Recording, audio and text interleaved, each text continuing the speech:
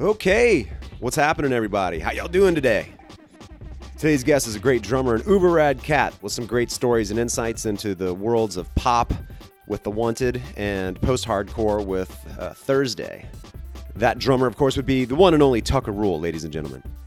We get into the fairly rapid ascent of Thursday's career and his recent tour with the band in Hawaii and Australia, punk rock ethos, our mutual love of Quicksand, which was really cool talking about that, for both being influential for what would become post-hardcore, and obviously Thursday was able to tour with them, so that was super cool. Speaking of post-hardcore, the roots of post-hardcore, trying to figure out where some of that came from and what it ultimately became. Plus the struggles of identifying oneself as a musician during the absence of music in one's life. And as I mentioned, The Wanted, a very strange world of dance pop and boy bands. So he's got some great stories about that, and playing huge shows, no less. Plus, that juxtaposed with playing hardcore shows with someone like Murphy's Law. Plus, equipment meltdowns and live vomits. And some info on his local bands, Ageist and Heavy Vessel. Please subscribe on iTunes Podcast and or my YouTube channel if you haven't already, and leave a positive rating if you don't mind. You can find links to all of those accounts on the Crash Bang Boom Podcast SoundCloud. And for my sponsor, New Orleans Record Press. If you're looking to put your project out on vinyl, go on over to NewOrleansRecordPress.com for mastering, packaging, covering, and shipping. You know, all the ing options. And you can even get real-time quotes on the aforementioned. Vinyl rules. You know it does. It sounds good, looks good. I mean, they got vinyl so pretty you might even want to fuck it. I would recommend it, but you might want to, is all I'm saying. So here we go. Tucker Rule. Dig it. Crash, bang, boom. Crowds go mad with joy.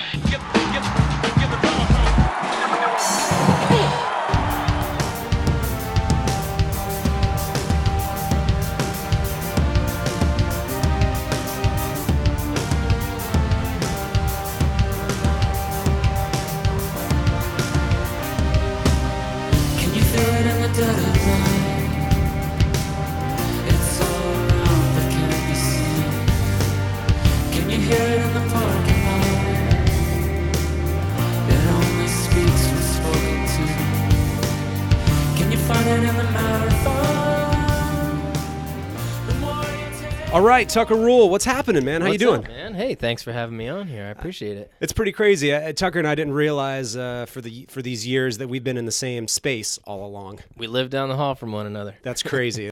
Well, you just got back in town. I'm assuming you're probably still a little delirious. Tell me a little bit about the trip that you were just on, because it sounds crazy. It was crazy, and you're right. I feel a little out of whack. That's an understatement. It was great, man. My favorite band is Quicksand. Fuck yeah. You know, from back when I was a kid, so it was pretty rad to full circle come back around and tour with them.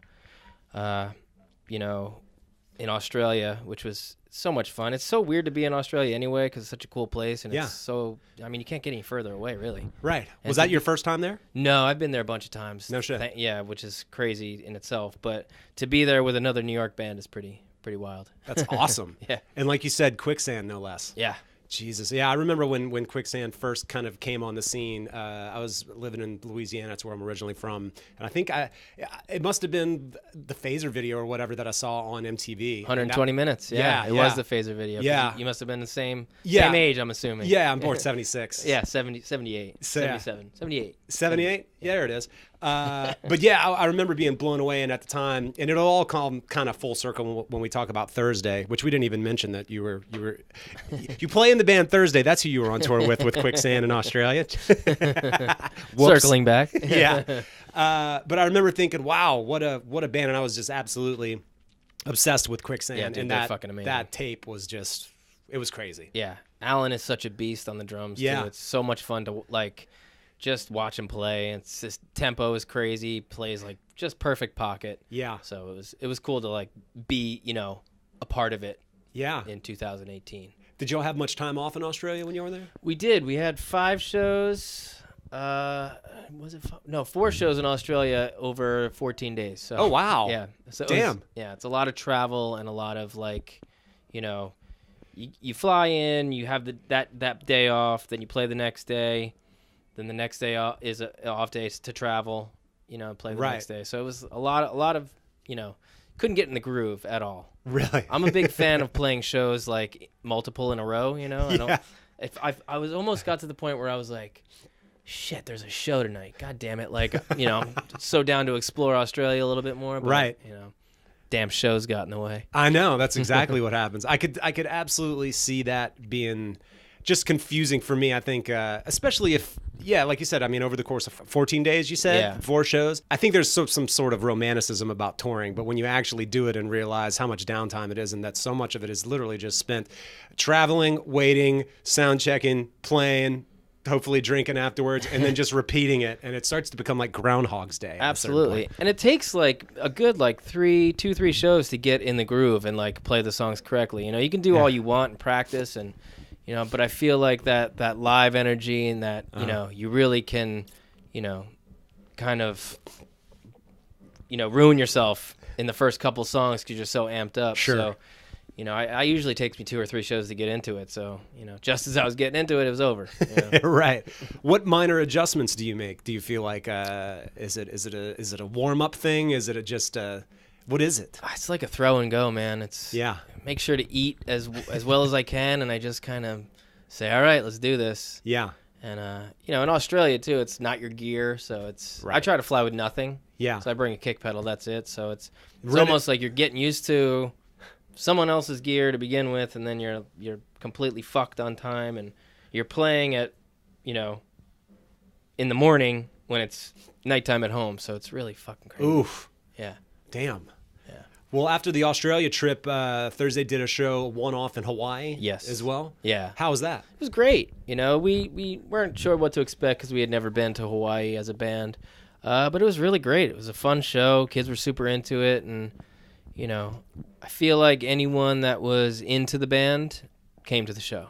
Cool. Which was cool. So it's a lot of smiling, happy faces, and made our day, to be like, okay, this is our first time here, and there's people singing back to us. So did you do anything on your downtime? Did you eat Spam? Is Spam a delicacy in Hawaii? Did I make that shit up? I don't eat meat, but yes, Spam is a huge thing in Hawaii. Is Spam meat? It is. It's basically ham in a can. Ham in a can. Yeah. Okay. Apparently it's really salty. Canned ham. Canned ham. Okay. Yeah. Fuck. No can do for me. No can do.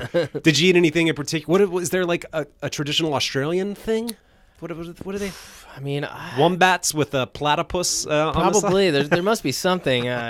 Kangaroo stew or some shit. Right. But, no, I mean, I don't. Sergio from Quicksand, he's a vegan, and I've been vegetarian for almost 30 years myself. 28 years actually. Nice. And so Sergio and I would go on little excursions to go find vegan food. So it was, I had a buddy. You know what I mean? Right. So that was easy, but. I guess on my downtime in Hawaii, the first day we got there, Incubus was playing. So my buddy Ben plays bass. So he's a killer bass player. He's fucking amazing. He's a killer all multi-instrument. Right, I've heard. Yeah. Drummer, everything. So I went and and hung out with him for a bit and watched their gig. So yeah, it was, and we did a lot of swimming. We went to the Lost Beach, which was too fucking hectic to swim in. Really? Yeah. Just like crazy waves and shit? Crazy waves, and it's a lot of rocks Ooh. and like sea turtles. Right. Which they call honus there. Oh, interesting. Yeah. Honus? Honu, yeah. Huh. Yeah. So yeah, it was cool. It was a cool trip. Yeah. But like I said, I'm still completely fucked. Right on. Well, man, speaking of Thursday and Quicksand, I was thinking about it, I think when we think about sort of post-hardcore bands or whatever that you would call that. What bands do you feel were influential on that? Because I remember when it was first starting to come around, I thought, well, and I even heard some of that in Quicksand. I heard a little bit of Fugazi and maybe some of the punk rock nature of like Drive Like Jehu or something like that, Yeah, for sure. Like who do you sort of hear as or feel was sort of the forefathers of what ultimately became what was categorized as post-hardcore? Yeah, man, I don't know. All these terms are so fucking confusing. Subgenres of subgenres. Yeah, it's like it's whatever you want it to be, I guess. I mean, I don't know.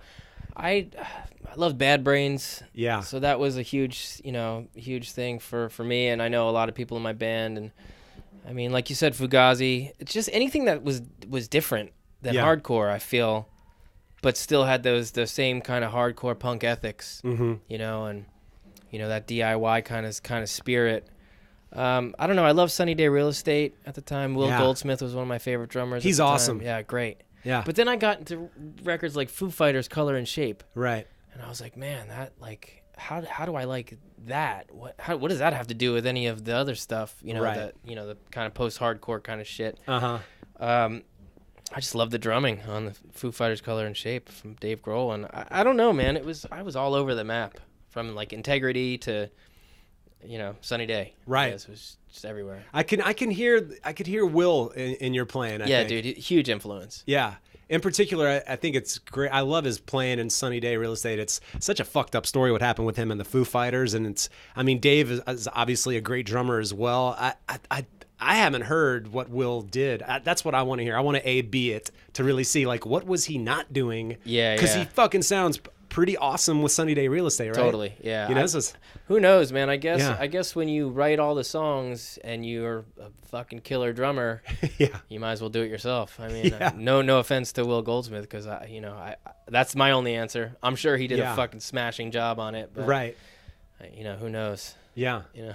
I hear you. And I was just checking out this drum set of yours that is a crazy thing. I've seen pictures of it. I wasn't quite sure what was going on other than it being engraved and looking awesome and basically being John Bonham dimensions, which also, you know, I mean, when you think about Will Goldsmith and Dave Grohl, you know, those guys were both huge Bonham fans. Absolutely. So absolutely. Yeah. I take it you're a bit of a Bonham fan yourself. Absolutely. Yeah, 100%. I mean, there's no one like him. You know, I mean, there really isn't. Yeah. Just crazy feel, and you know, just really, you think about the time when they were making music, it's just what he was doing was so inventive, you know. Yeah. So still today people are emulating that, which is for sure insane, you know. Yeah.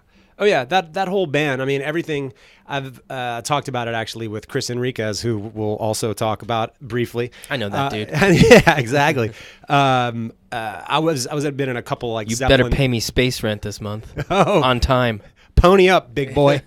But I was in a couple of like Zeppelin tribute bands, and it was crazy. I don't know that I ever did Bonham justice, or, you know, it's a tough thing once you get into it and really realize it. But also just the songwriting and the production and everything about it, you realize there's so much more to it when you actually have to learn those songs. 100%, man. It's like it's a whole package. Yeah. You know, like you said, the sound is different than anything that, you know, people are still trying to get those sounds as well. It's like... And Jimmy Page had a lot to do with that, being the producer on all that, you know? Have you ever heard I'm sure you have, not to go on a side note, but the recordings of just Bonham by himself? You hear him grunting, you can hear the squeaky pedal. Oh, yeah. It's fucking insane. Yeah, there's the Fool in the Rain one is the one that I've listened to. No click, just... spot on, awesome. It's fucking incredible. Yeah, that's the really crazy thing. That guy's timing, Jesus. Yeah. How the fuck was he playing like that? With no idea. I mean, because I guess no one was really using. He was just good. Nowadays, we rely on the click track and all that shit. But there's no shame in that game. I mean, I use it every once in a while, but fuck that. You know, don't make them like they used to. I hear you. That's awesome, man. Are there any other classic rock drummers that you go crazy about? Oh man, let me think about that one. Ian Pace is a big guy for me. I love the Deep Purple stuff. 100%, that dude's awesome. I love Phil Collins. Yeah, he's totally. Dude, monster drummer. Yeah. Monster drummer. Yeah. You know, Tony Williams. Of course. Jeez. I mean, the list can go on and on.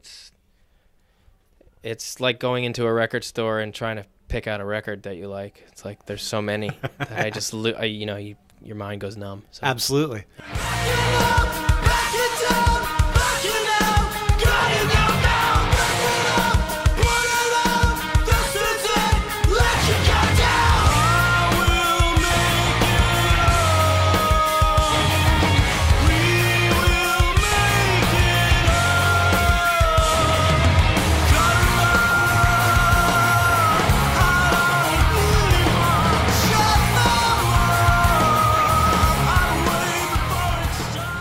Well, what got you into drums in the first place then? You know, I got into drums late in life. I started when I was 18. Oh, really? My mom always wanted me to take lessons when I was a kid, but I was into skateboarding and football and all this shit. I was, you know, skateboarding kind of was like my whole life growing up. And I would go to hardcore shows, and I would always watch a drummer, and I would air drum in my car and shit. And I didn't even know that there was a foot that made some of the sounds. I was doing everything with my hands. And my friend bought a drum kit, and he couldn't play it as well as I could, which was piss poor at the time. And I just bought it from him. Yeah. And I just played every single day. Yeah. Still play every single day. Yeah. So playing in the house? I played in my mom's attic, yeah. And at least you had an attic. we started Thursday. Those dudes would come to my house every fucking week and huck all the shit up the stairs, and we would just jam.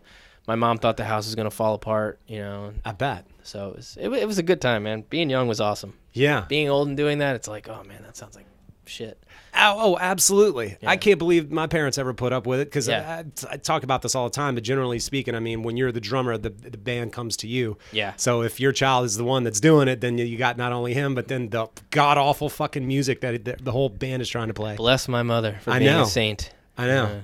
I just had my son a month ago. Oh, congrats. And I'm like, wow, am I going to encourage him to play? I mean, I've got drums. I do electronic music. I can't imagine him. I don't know. We'll see. But I'm also like, it kind of be nice to not have to hear all that 100%. Racket. Yeah, save your ears, Yeah. We want to make it till at least 70. Absolutely.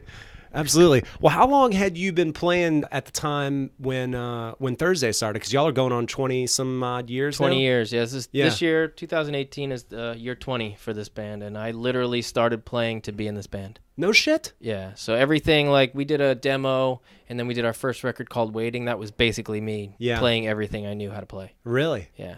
Whoa. Which is crazy, yeah. Crazy to think about. When you listen back to the early stuff, what do you think about your playing? I cringe. Yeah.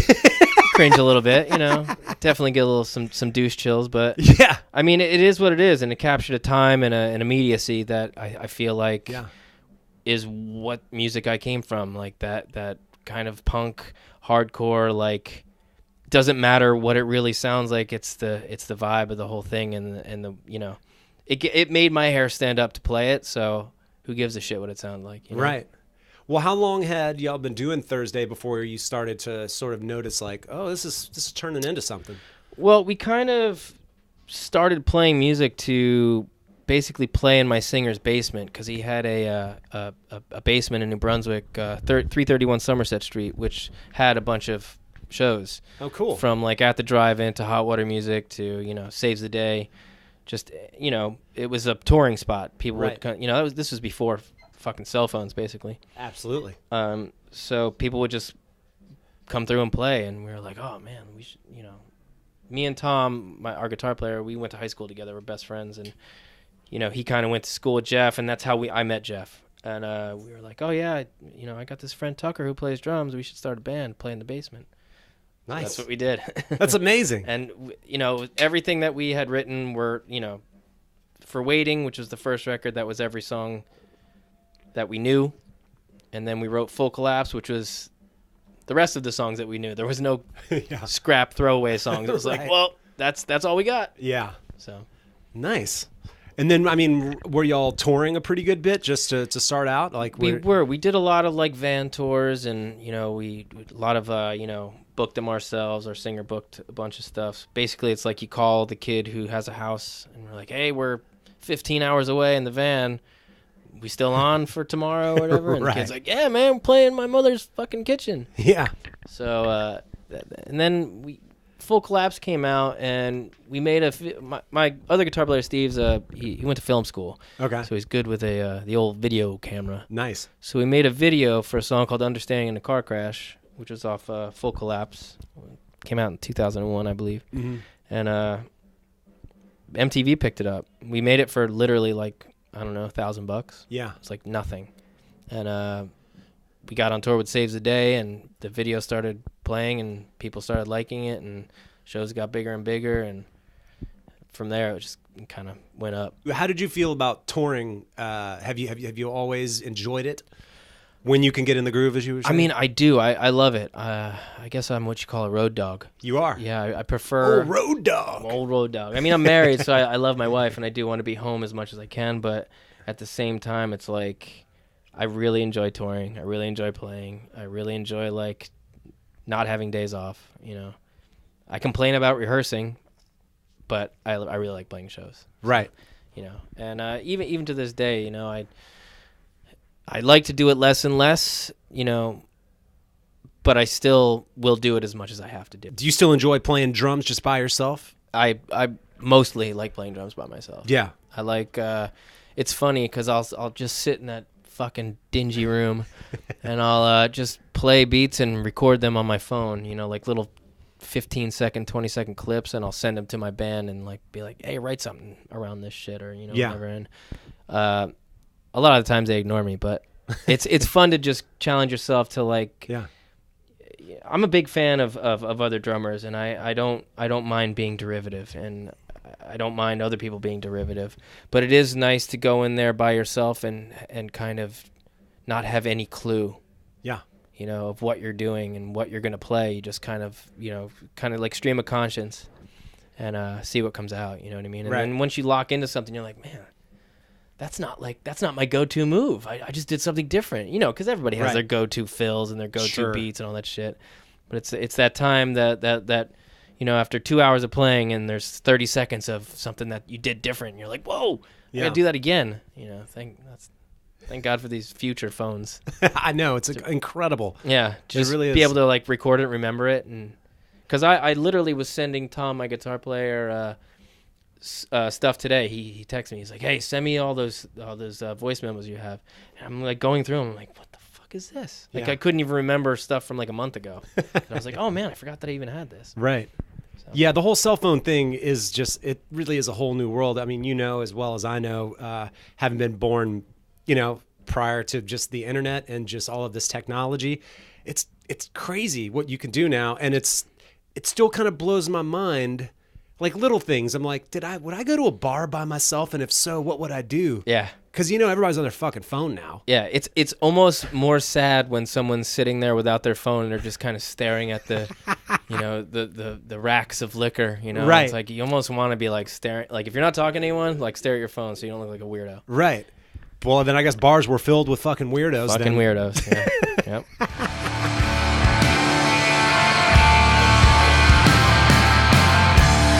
I saw the face as the one me gone. The smoke lay waste.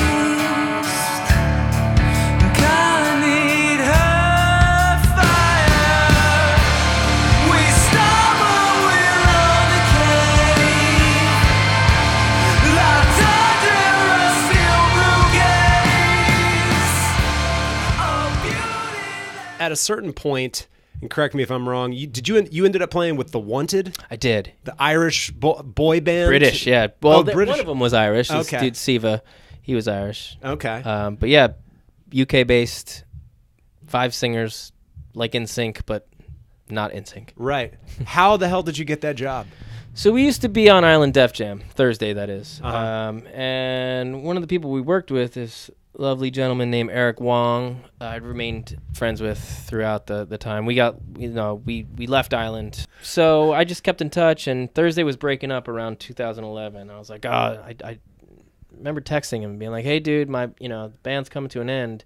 If you have any artists that need like a showcase or somebody for this, anybody you need in the studio, like I want to still play drums. Yeah. And I don't know what I'm going to do when my band breaks up, because I am my band, I've never been, I don't even know who the fuck I am without my band. Yeah, it totally becomes part of your identity, and it was at a young enough point in your life, and then you started playing, as you said, to sort of play in that band, and then you're 13 years into it or whatever. Yeah. It's like, what? Yeah, who the hell an am identity crisis. And I'm fine. I was always fine with that. You know what I mean? It was like I was really proud of it. Really proud of my band. I'm really proud of all of us in general. But yeah, it was super weird when we broke up. So I was like, man, I still want to play. I still love drums. I still want to do this. And sure enough, like a week later, he's like, hey, I got a gig for you. He's like, it's they're called The Wanted. Are you down? And I'm like, yeah, sure. He's like, this was on a Monday. He's like, Thursday is the first rehearsal. I need you to pick a guitar player and a bass player. And I was like, okay. So I'm basically putting the band together. He's like, yeah. It's like, all right. And at the time I was playing in Murphy's Law as well, which is, You were like the 150th drummer in that band? Yeah, right? 149th. Right. I love those dudes. They're fucking best. Jimmy's the best.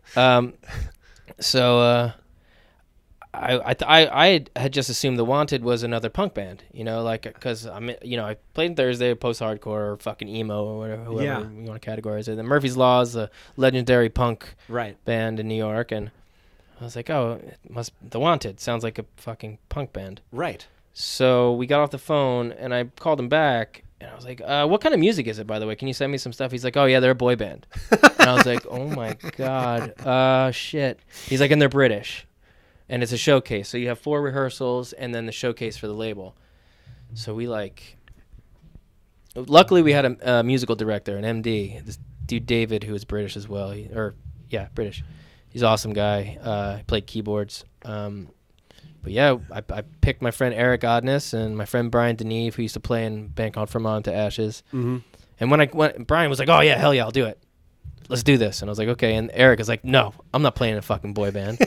I was like, well, here's the day rate. And it's only a couple, it's only one show. And he's like, all right, I guess I'll do it. And, fast forward like 3 years after that, we had been the full-time fucking band. Played on every, Dancing with the Stars, Ellen DeGeneres, American Idol, you name it. We did it. Everything except for Saturday Night Live, basically. Right. Yeah, so it was a really wild ride. That's totally crazy. Yeah. What was one of the bigger shows you played with that band?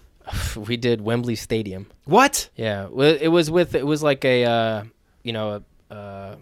festival kind of thing. Yeah. Coldplay was on it. Yeah. But we opened it, and there was literally 90,000 fucking people there. Jesus. Yeah, it was insane. That's a whole lot of screaming girls, right? A whole lot of screaming. Who? Mush.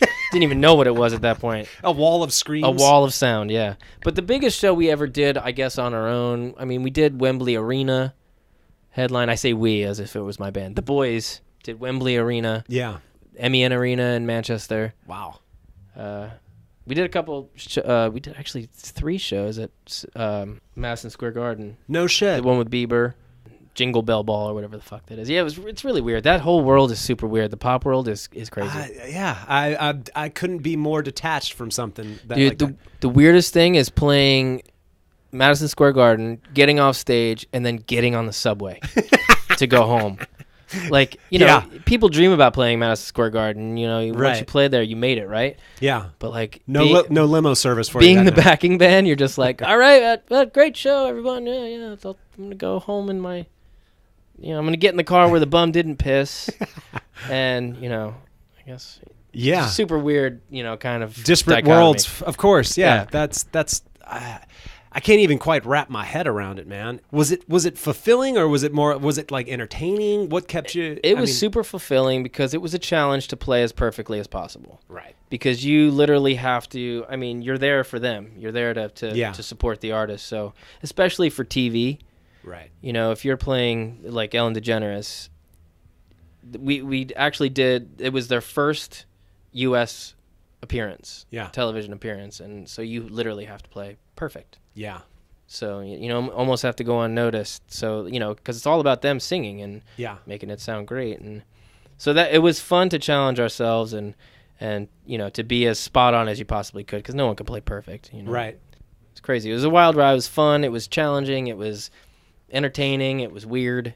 Yeah, I bet. And I loved going from a hardcore, background, post-hardcore background to a fucking pop gig. It was like, I feel like not a lot of people get to do that, and I feel really fortunate that I was. Yeah, I hope more people get to do that, because it's really rewarding in a super strange way. That's wild. Yeah. What are some of the stranger shows that you've played? It could be with anybody. Oh man. From just weird crowds or weird venues to equipment meltdowns. Oh my god, like weird shows. I played some super weird shows with Murphy's Law where like people were literally like, I don't know, drinking and smoking whatever the fuck on stage, and so many people on stage, people falling over, people like, it was crazy. And then like fast forward to like Hawaii. I played Hawaii with Thursday the other night and literally hit the right side crash cymbal, turned around and went to go hit it again, and it was gone. It just bounced off the cymbal stand? I had no idea where it was. I'm like looking for it. I'm like looking over at giving like head nods to my keyboard player to be like, where's the cymbal? Yeah. Neither of us can find it. I'm like, we get through the song and I'm like looking for it. I can't find it anywhere. Yeah. Like, how do you lose a crash cymbal? It's like a 20-inch crash cymbal or something, whatever rental gear they had. I'm looking everywhere between songs. I'm like, I gotta find this because it hurts to swing and miss. Right. You know what I mean? Like, Yeah. really, like, hurts your whole... almost 40. Yeah. So, finally, I'm like, I see something, like, shiny, and I, like, reach between my two floor toms, and it's like, it had, like, Just wedged itself right? Yeah, and, like, wedged in between the two floor toms. But it, like, disappeared. I was like, I'm a fucking Houdini? Right. And, yeah, it was between the floor toms. So, that was a major malfunction. Yeah. But I've had shit happen, like, playing with The Wanted in Philly, and... my in-ear rig going down, like my pack shorting out, and Right. it's all to a click, all mapped. There's tracks. Right. So the most important thing is that I'm on, right? Yeah. For the whole fucking band, the whole Right. show. My shit just goes, Uh-oh. and I hear nothing. And, like, everyone's turning around looking at me, and, like, one of the dudes starts going like this and giving me, like, the tempo, because he had kind of figured out what happened, because I really don't try not to fuck up that much, you know? Right. So, like, he got me through it, and then at the end of that song, somebody ran me out some batteries, or they did some sort of technical wizardry and fixed my shit, but it was terrifying. Yeah, I bet. Yeah, because it's like the rug's pulled out from under you. Absolutely. Like, what the hell? Yeah. I've told one of these stories before, and I had one where my band played in Brooklyn at the Knitting Factory after it moved from New York into Brooklyn, and it was like a 10-band bill. So the sound guys checked out after the second band. We were like the sixth, and I thought, it's a good sized room. I should be able to hear everything. Fuck it, how bad could it be? Punk rock, let's do this. Count it off, and I'm playing. I'm like, wow, not like all I can hear is cymbals. And I'm looking at the other guys, and I'm like, I've got these songs pretty memorized, but there were a lot of little odd time changes and shit. Uh-huh. And there was one in particular where I just got off, and they're looking back at me, but I couldn't hear them. I was trying to look at their hands to see where they might be. Dude, we just stopped the song. Yeah. We tanked the fucking thing. That's how bad that one got. Man. So at least you and that was you were on a big gig. This was, I don't know how many people were there, not that many, but that was fucking Dude, embarrassing. it doesn't matter the size of the gig. It's like humiliating either way. Yeah. You know what I mean? Like, because stopping it, I've had to stop songs too, and that's a nightmare. Yeah. Because that's the last thing you want to do is stop the song. Right. I mean, I played in Yellow Card for a while too, and we were running Ableton. Yeah. So, and I was, basically just pressing fucking spacebar, but whatever. Right. I say I was running it. I was Yeah. really fucking running it. But I don't know people who are listening, if you ever used Ableton, there's some sort of glitch every once in a while where the click is going, and then all of a sudden it goes in reverse. Like, it goes like backwards. The click goes to a different accent, and it's happened like 4 or 5 times in my whole career of using Ableton, and it's the scariest thing because it maybe lasts, I don't know, 8 counts. Right. But you're still hearing a displaced you're click still track. hearing it displaced, and it's like really fucking you up, but then all of a sudden it comes back. And it's like it's a really good testament of whether you're on or not, because like once it goes in reverse, you're like, oh my god, oh my god, oh my god, oh my god, oh my god, oh my god, and then it comes back and you're like, holy shit. So that's terrifying. Yeah. I think one of the worst ones, and I think I told this at one point on one of these podcasts, but one of the worst gigs that I ever played was, or the most painful, just and all around fucked up. Played a show at South by Southwest, one of these showcasing, and once again, it's like fucking 5,000 bands or whatever. And I don't drink coffee, but I was tired. And I was like, fuck it, I'm going to drink some coffee. And so we sat down to play. I was playing someone else's kit. Immediately, when I counted off, I'm going into it, I realize I'm totally about to shit my pants. And 2, my bass drum starts sliding away from me. Oh, yeah. So on top of, and the tom was mounted out of the bass drum, so the tom is going with it. So my drum set is sliding in separate directions, and I'm certain that I cannot get through the set without shitting my pants. Thankfully I did. It's still a fucking miracle. But dude, I was like, that was fucking bad. Nature fucking does call. You never know when you're gonna have to fucking go number 2 right on your right on your literally stool on your stool. Right, the double stool. Yeah, dude. I was in the mid song in Japan in like 2003 or some shit. With Thursday, we were on Japanese Warp Tour. It was like the first year they did it. It was super weird. Oh, that's wild. Like with the Vandals and I don't even the Souls, Bouncing Souls. It was Yeah. rad lineup, fun people. But we had gone out drinking pretty heavily the night before. Andrew WK's drum tech almost beat me up, which is really funny. I was dancing on like his table and I knocked his beer over, and like the Bouncing Souls dudes were like, "Don't touch him," which is pretty nice. funny. But so we were pretty all hungover, and mid song, there was like a part where I'm not playing, I'm like cut out, and you know I start this build up, and I start doing the build up, and I'm like starting to get sick, so I just turn and I throw up all over the side of the drum riser. Oh boy. And like luckily come back in and finish the song, but like the next day we had to play the same venue, and the Japanese stagehands had like brought a garbage over for me Just in case, because they thought like I had like some sort of sickness. Right. I was just hungover. Oh, dude, that sucks, man. What'd you think about Japan? It's one of my favorite places in the world. People have told me this about it, and it just the culture, so much about it. And It's great, dude. It's kind of another planet, isn't it? It really is. It really is, in the best way possible. Yeah. Yeah, everyone's so nice. It's just so clean. The food is good. It's really fun being there. Yeah. Are they similar? I feel like maybe, I don't know. Are they similar to the Germans in that they kind of are stoic and not super vocal initially necessarily? Yeah, I think so.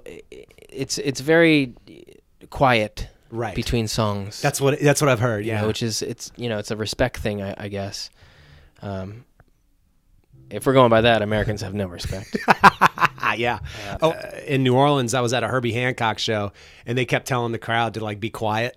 And it was like, dude, everyone's fucking getting lit in this town, you know? Yeah. New Orleans is such a crazy drinking town. You're not going to Herbie Hancock without getting fucking blotto. Right. Yeah. And they were literally like maybe 3 or 4 times were like, shh. And I was like, man, this just isn't the town for it. Like, Yeah. I don't see that You're happening. only antagonizing him. Right. Exactly. We're not going to shut up. Yeah, you yeah. know, then it starts that. Yeah, So. yeah. Have you been to any other place where you feel like you could live? You liked it so much. Oh, man. I could live in Australia. Really? Yeah. It's really beautiful there. People are so nice. Yeah. Friendly. Yeah. Not like here. Right. New York, I mean. Yeah. I know. So and you're friendly. from the Northeast Coast. I am. Man, trust me, as a Southerner coming up here, I was like, God, this place is just a bunch of dicks. Dude, as soon as I got off the plane the other day, I was just immediately in traffic in a fucking bad mood. Like, Yeah. I was like, ugh. Just everyone's super mean. I'm just like, oh, man. I would get on a 20-hour flight again to go back to Australia just so I could have some nice, calm, attitudes. Really? Yeah. That's amazing. Actually, I wouldn't because I don't want to get on a fucking plane for a while. No, I bet you don't. Yeah. When is the next tour coming? Thursday's doing like a quick little weekend jaunt at the end of April. We're going to LA. Nice. A bunch of shows, 2 shows in LA, 2 shows in San Diego, 2 shows in San Francisco. Cool. Just doing the first 2 records front to back. We're all the time in full collapse. Very cool. Yeah. Did I see y'all are doing some shows at the Williamsburg Music Hall as well? We are. We're doing 4 shows here at the end of the year. I believe it's like the 4 nights? Yeah, December 27th through 30th or something. Something like 31st? that. I don't even know. New Year's Eve? I don't think we're doing New Year's Eve. I think we kind of swore off New Year's Eve a long time ago. Yeah. You know what's the worst about New Year's Eve is making your wife come to your show. Oh, All she wants to do is go out for a nice dinner and have a nice time. But no, you want to take her to your stupid show right. so she can sit and watch you play drums and spit all over yourself Right. and be supportive. And Yeah. I don't want to make her do that. I hear you. No, I absolutely hear you. When I met my now wife, she is completely detached and foreign to like any heavy music at all, like to the extent that when she was in college she was like, hey guys, have y'all heard this song Hotel California, and everyone was like, yeah, we've heard it a million times. Yeah. How the fuck We'd did you never not want to hear it again. Right, exactly. But yeah, when I met her, I was like, I don't even want to tell her that I play in this band. I feel like I'm sneaking off, like sucking dicks underneath the interstate at night or something, you know? She's definitely going to affect her perception of me. Yeah. But then she came and I was like, yeah, I told you so. Yeah, can't say I didn't warn you. Right, exactly. It's definitely forewarned. What other projects are you doing, man?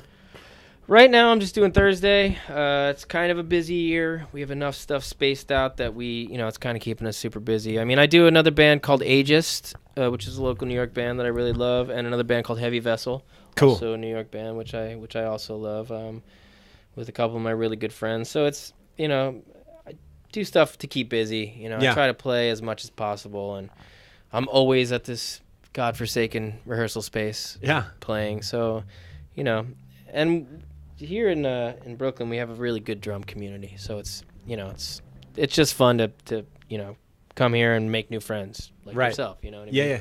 So it's a good time. I hear you. Yeah. And you live in Greenpoint as well, right? I do. Right on. Yeah. I don't know how much longer I have in New York. I think maybe a couple years, but I've said that as long as I'm here in New York, I don't want to live anywhere else. The Greenpoint. Yeah, same. I'm the same. I have very limited time here because it's just too much. Yeah. But I wouldn't move anywhere else, I don't think. I mean, I spent time in the East Village and Union Square and Dumbo, and I fucking hate it. I've commuted into the city. I came here after Katrina, so it's been, this September will be 13 years, I think. And fuck, man. Yeah, I'm over Manhattan for sure. Oh, dude, yeah, it's a nightmare. God damn. It's a nice place to visit. All right. Yeah, for me, every day for 12 plus years. Jesus Christ. Shit, man. Well, Tucker, it was good talking to you, man. Good catching up with you. I look forward to seeing what you got going on in 2018 and hopefully seeing you play and maybe hear that big badass drum set you got going on, man. I really appreciate you having me on here. It's always nice when other people take interest in other people's stuff. You know what exactly. I mean? It's a good time. I'm always down for the nerd out. Hell yeah, dude. Right. Let's do this again sometime. Fuck yeah. Part 2. Now I got to go to a fucking conference call. Exactly. Which I don't want to do. Right on. Thanks, man. All right, man. Thank you.